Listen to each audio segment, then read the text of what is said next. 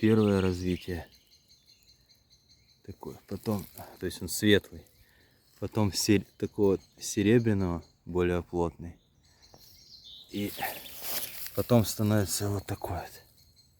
Уже тут споры. Вот такой вот интересный родственник гриба. На одном бревне, интересно, 3 стадии развития.